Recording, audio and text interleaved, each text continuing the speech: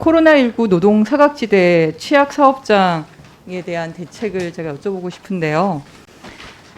코로나19로 인해서 노동의 사각지대가 굉장히 많습니다. 첫 번째로 드리고 싶은 얘기가 특별 고용 지원 업종으로 지정을 해서 현재 고용 지원, 유지 지원금 나간 돈만 한 3,500억 원에 달하는 걸로 알고 있는데요. 이 중에 한 업종이 이제 면세 업종입니다. 면세 업종에 수만 명에 달하는 협력업체 및 비정규직 노동자들이 그러니까 특별 고용 지원 업종에 지원되고 수만 명에 달하는 협력업체 및 비정규직 노동자들이 계신데 고용 형태와 업태 등의 이유로 정부 지원 사각지대에 놓여 있는 걸 제가 확인을 했는데요. 표를 보시면 코로나19 직전인 작년 10월 대비 올해 8월에 면세점의 원청 소속 직원들은 369명이 감소한 데 반해서 협력업체는 11,286명이 감소를 했어요. 그 이유가 면세점에서 일하고도 고용유지 지원금을 비롯한 특별 고용 지원 업종 지원을 전혀 받지 못한 이유가 이 협력업체들이 도소매 업체와 인력업체로 등록되어 있기 때문에. 예. 그러니까 이 원청업체들한테 8월까지 지급된 원청업체들한테 지급된 것이 26억인데 1억 9천만 원을 받은 모 업체에서는 저기에 HS 면세점이라 나와 있는데요. HDC 신라 면세점이네요. 작년 10월 대비 7월에 원청 직원은 오히려 늘었어요. 6명으로. 늘었는데 협력업체 지원은 1942명이 오히려 줄었습니다. 또 신세계 DF 글로벌이라는 것도 3억 2천만 원을 받았어요. 고용유지 지원금 받았지만 원청 지원은 늘었어요. 오히려. 근데 협력업체는 505명이 줄었습니다. 원청과 마찬가지로 협력업체들도 특구 지원업종 지원을 받았다면 이런 결과가 나왔겠습니까? 네. 저희가 면세점 지정하면서 사실은 면세점에 대해서 그런 고용구조의 특수성이 있어서 많은 고민을 했습니다.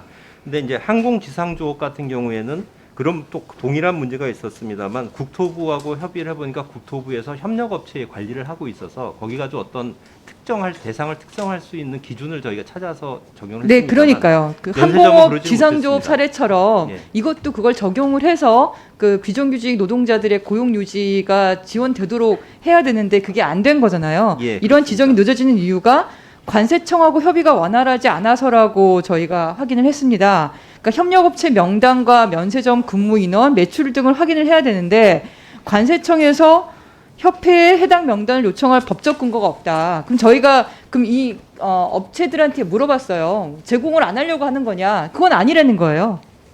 네? 그럼 네. 왜 관세청에서 이렇게 아무 일도 하고 있지 않을까요? 저희도 관세청하고 협의하면서 관세청에서 보유하고 있는 자료까지는 저희가 지정 범위를 확대를 했습니다만 관세청에서 자기들은 더 이상은 관리를 안 하고 있다 하기 때문에 더 이상 못했습니다. 근데 이 부분에 대해서는 지금 경사노이 산하에 있는 관광산업위원회하고 거기에서 논의를 하고 있습니다. 그래서 저희가 좀 더 그 논의를 하면서 지금 코로나19로 이렇게 많은 분들이 직장을 잃은 게 벌써 거의 8, 9개월이 다 돼가는 마당에 관세청에서 아직도 이 일들을 진행하지 않는다는 거는 지금 국토부하고 굉장히 비교가 되는 상황이거든요. 그래서 노동부는 양쪽과 같이 협의를 하고 계시니까 더 이상 지체되지 않도록 진행을 해주시길 바라고요. 하겠습니다. 종감 전에 어떻게 협의가 됐는지 다시 한번 좀 말씀해 주시기 바라고요. 예. 시간이 얼마 없는데 그 백화점 노동자건에 대해서 좀 말씀을 드릴 텐데요. 대형 유통시설인 백화점 종사자들이 화장품 테스트 코너 운영을 중단하거나 최소화할 것을 이번에 생활 속 거리두기 세부 지침으로 규정을 하셨어요. 근데 저희 사진을 보시면 추석 직전에 백화점 화장품 매장 사진이에요. 이 지침이 지켜진다고 보여지시나요? 예. 예. 1m도 안 되죠. 예. 그리고 이게 백화점 소속이 아니라 입점 브랜드 소속이라서 그렇다고 하는데 고용노동부가 시달한 이 대응 지침에 백화점을 지키지 않을 뿐만 아니라 방역 실태 조사 결과에 대해서 저희가 백화점 노조랑 같이 해보니까 그 확진자가 발생한 다음에 그 정보를 전달하는 것도 지금 제대로 되고 있지 않습니다. 아까 제가 오전 질의에서 말씀드린 것처럼 생활 속 거리두기 세부 지침을 진행하고 있지 않으신 거였어요. 백화점에서 계신 분들이. 그리고 저희가 백화점 노조하고 같이 전국의 백화점 66곳을 대상으로 방역 실태 조사를 해보니까 코로나 예방 및 확산 방지를 위한 사업자 대응 지침조차도 백화점은 지키지 않고 있습니다. 이 대응 지침이 뭐냐면 사업장에서 확진 환자가 발생한 경우에 그 사실을 즉시 사업장에 노무를 제공하는 사람들에게 알려야 한다라고 규정을 했습니다. 장관님 맞죠?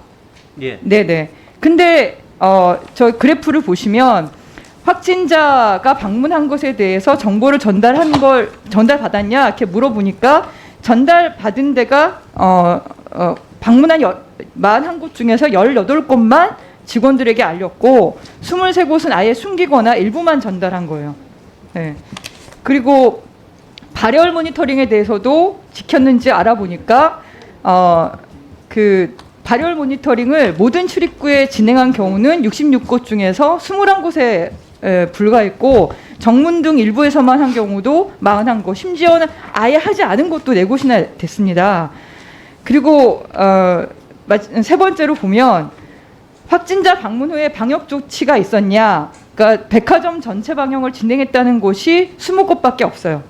해당 매장만 한 경우가 8곳밖에 없고 해당 층만 한 곳도 11곳밖에 없습니다.